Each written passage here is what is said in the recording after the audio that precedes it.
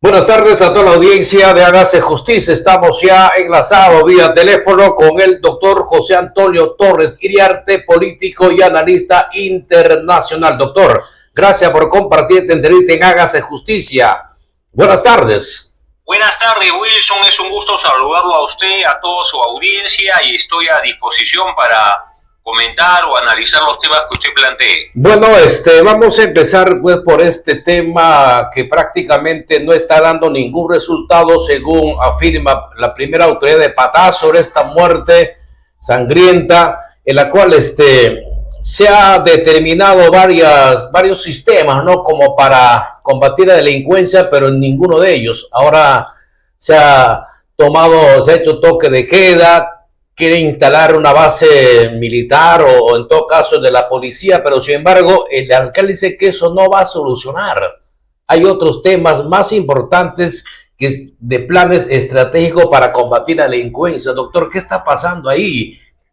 Bueno, la minería ilegal tiene presencia en parte importante del territorio nacional. No solamente es el caso de Patás, hay otras zonas en Madre de Dios, en Puno, en otras partes del territorio patrio.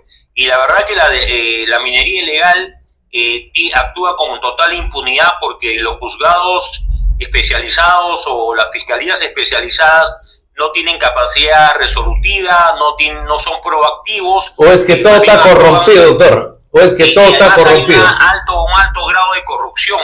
Nadie va a pensar que los servicios de inteligencia, la policía, los informantes no advirtieron del riesgo de vida que corrían estos mineros en los socavones de la mina La Poderosa. Y yo creo que lo que está pasando es que hay impunidad porque el Ministerio Público, la Policía Nacional y el Poder Judicial han sido cooptados por el crimen organizado. Y es un crimen organizado con raíces en el país, pero también con apoyo internacional, apoyo transnacional. Creo que la mirada la mirada de política del gobierno no le permite ver más allá del árbol, y cree que es un tema solamente de seguridad, que con un toque de queda o con presencia policial o con una base militar se va a lograr revertir esto. Creo que el tema es más complejo. Hay que fortalecer los servicios de inteligencia, falta autoridad política y falta liderazgo político de un gobierno que va conduciendo al país al abismo, ¿no? El alcalde de Patás pide severa investigación a todos, sea Ministerio Público, sea el mismo alcalde, hasta la misma Policía Nacional.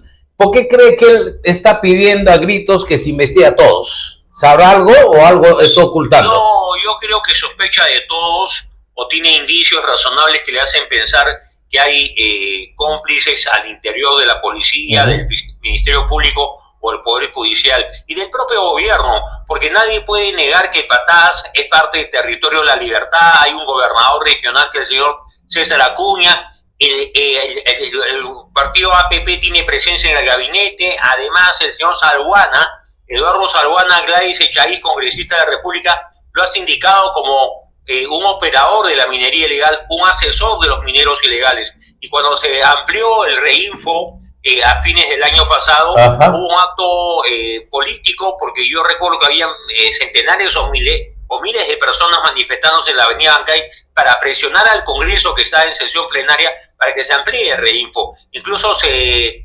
censuró al ministro de Energía y Minas de ese entonces, el señor Mucho, por razones políticas. Entonces, el señor Saguana, ese gran titiritero, en mi concepto, y operador político, y siendo presidente del Congreso, siendo presidente del primer poder del Estado, hay que imaginar el poder político que tiene actualmente la minería ilegal en el país.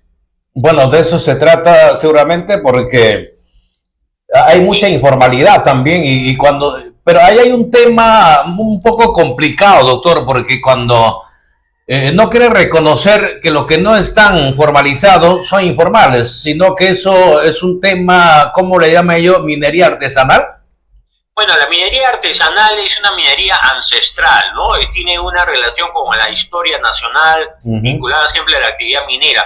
Pero no hay que confundir la minería artesanal de pequeña escala con la minería ilegal. Ella tiene recursos financieros, tiene recursos logísticos, tiene maquinaria, tala árboles, depreda el medio ambiente, está afectando la Amazonía en la zona de Tambopata y Madre de Dios especialmente, y que está encontrando cómo incluso asociarse con los mineros artesanales o seducirlos para que no se formalicen y hacer más rentable el negocio para ellos a nivel de gran escala. Claro. Porque ahora uno en el país ve a los nuevos ricos, los nuevos millonarios, la gente que ha prosperado de manera inesperada en los últimos 10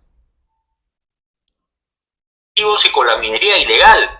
Más aún cuando el oro en los mercados internacionales se cotiza a más de $3,000 la onza. Ha duplicado el precio el oro en pocos meses. Esta crisis o guerra comercial entre Estados Unidos y la República China está elevando el precio del oro, porque el oro es un metal de refugio para los grandes ahorristas o para los grandes tenedores de riqueza en el mundo. De tal modo que esto está multiplicando e incentivando que congresistas, jueces, fiscales o miembros de la policía estén siendo parte de esta red de corrupción, porque son comprados a través de preventas, dineros, halagos y beneficios, ¿no? Yo creo que el tema es mucho más complejo, pero lo que pienso, y creo que esta tarde me permitiría yo hacer una sugerencia, que se inicie una moción de censura o un proceso de censura al presidente del Congreso, Eduardo Salbuana, que en los días que ha sucedido la crisis de Patás ha estado haciendo un viaje, entre comillas, oficial a los Estados Unidos. El señor Salbuana está deshonrando el Parlamento Nacional, no tiene los méritos políticos ni la trayectoria democrática para presidir el Congreso Nacional, y además como socio y aliado político del gobernador de La Libertad, César Acuña, tienen responsabilidades especiales y específicas en este tema de Patás. Bueno, es muy complicado porque usted está apuntando al presidente del Congreso, mientras otros, en este caso Pepe Luna del partido Perú Posible, está apuntando a que tienen que irse todos los ministros y están pidiendo, creo, una censura para ellos. Bueno, es una oportunidad, y yo no comparto el punto de vista o parecer de José Luna Gálvez, ¿no? Que también tiene que rendir cuentas respecto a la inscripción de su partido, ¿no? Podemos. Ahora, en el caso del gabinete de Adriancén, yo creo que Adriancén ya cumplió su ciclo.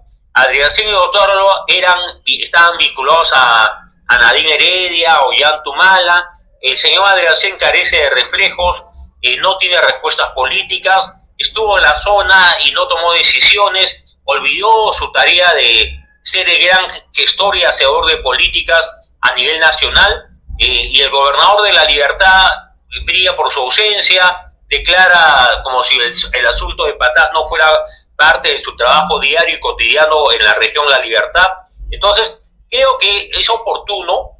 Hay dos escenarios que yo planteo: que haya una moción de censura del presidente del Congreso, Salbuana, y que haya una moción de censura del gabinete de Adriancén, o por lo menos el señor Adriancén que decline o renuncie, porque creo que su ciclo político ha concluido. Claro, aquí hay un tema muy importante, doctor, sea la censura, sea la salida, sea la caída del gabinete de Adriancén, sea la Policía Nacional, ¿cuál es el que va a solucionar? Pero acá lo que queremos es solución, queremos respuesta, resultado, que no existe, doctor. Entonces, a raíz de eso, ¿sería una raya más al tigre?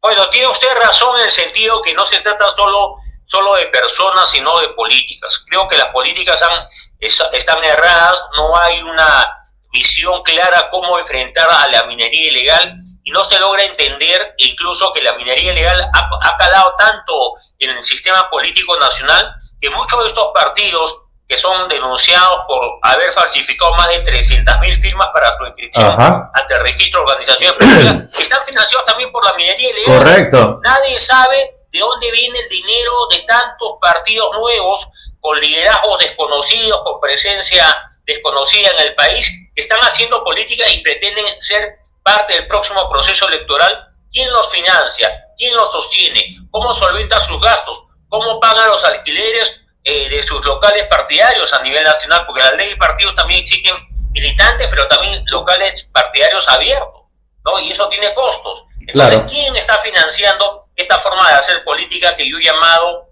la política convertida en mercancía? Como si fuera un hecho transable, algo que se vende, se compra o se vende en el mercado, digamos, de un mercado central, un mercado de abastos o un mercado popular. Es el momento de sanear la política y volver a las fuentes de la verdadera política. Lamentablemente la señora Boluarte, más allá de su frivolidad, incapacidad, ineptitud, comete el grave error, ¿no?, de pretender incluso más que duplicar su sueldo, ¿no?, ganar 35.000 soles, o sea, no teniendo conciencia de su tarea con el país. La señora Boluarte era una jefa zonal de la RENIE con un sueldo que no llegaba ni siquiera a 5.000 soles y ahora pretende ganar 35.000 soles, seguramente para gozar luego de un derecho pensionario significativo, dejando de lado sus tareas como gobernante, como jefa de Estado. Ni siquiera tiene conciencia de que debía sentirse honrada de presidir el país, de liderar el país, de ser la primera mujer en ocupar la primera magistratura,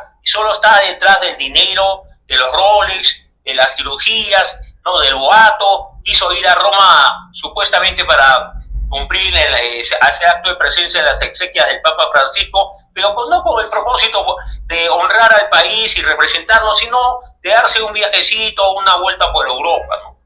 Lamentablemente se ha perdido la sensibilidad y simplemente hay intereses y decisiones que adquiere cada persona dentro de sus acciones, no de sus objetivos. Doctor, entonces esa es la realidad que vivimos hoy en el país y necesitamos un cambio, y para ese cambio tiene que haber personas que legalmente vayan a hacer política y no politiquería.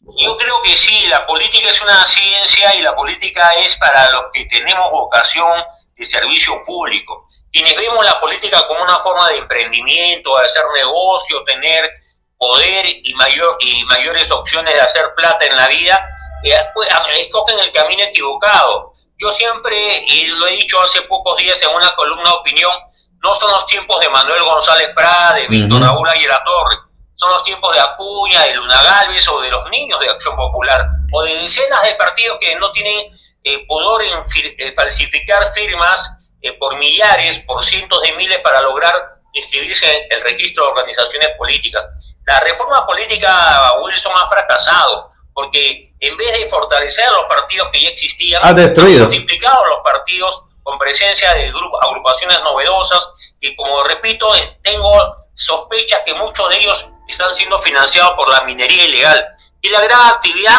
que ya desplazó a un segundo plano al narcotráfico entre las actividades económicas ilegales en el país. De tal modo que ante ese poder inmenso no cabe sino volver a mirar hacia los partidos, en mi concepto, que tienen ideario, tienen historia, tienen una trayectoria de entrega al servicio público en el país, y por supuesto en cada partido buscar la renovación, el recambio generacional y el digamos, refrescar la política con otras voces, con otros rostros y con otras propuestas que sintonicen con el sentimiento ciudadano, ¿no?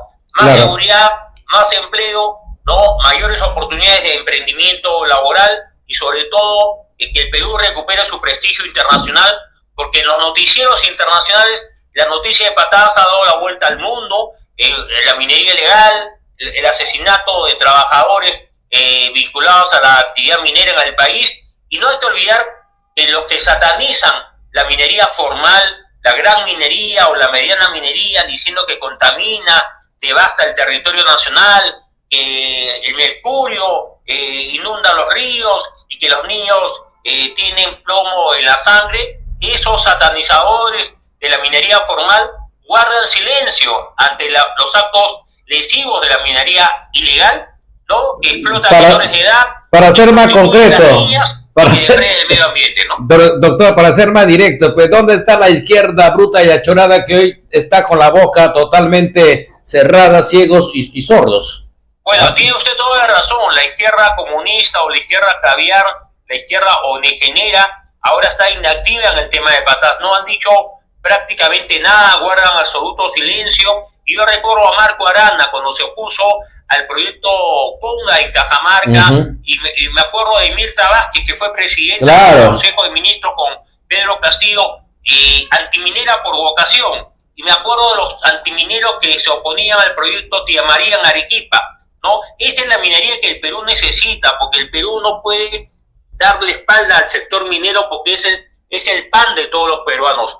En Chile, Wilson, los chilenos tienen conciencia, los de derecha y los de izquierda, el cobre es parte de la economía fundamental del Chile. Entonces a nadie se le ocurre satanizar la minería chilena. Por el contrario, la valoran y hacen de que Chile tenga en el cobre el principal producto de exportación en los mercados internacionales. Perú está ahora tercero en la producción y exportación de cobre a nivel global. Hemos sido superados por el Congo, que ocupa el segundo lugar. ¿Y por qué? Porque los antimineros han tenido fuerza política, fuerza en el Congreso, fuerza mediática, y las ONGs han dedicado recursos a satanizar la minería formal y guardar silencio respecto a la minería ilegal que asesina, que mata, que explota a las niñas, que explota a los menores de 14 años laboralmente hablando, ¿no? Muchas gracias, doctor, por compartir esta entrevista y hacer llegar pues tu posición, tu punto de vista y tu opinión, principalmente es lo que quiere, pero esa es la realidad, lo que tenemos en el país, y sobre eso tenemos que seguir avanzando hasta lograr el objetivo, el cambio, que es la esperanza que nos... Gracias, doctor, buenas tardes. Buenas tardes, muchas gracias.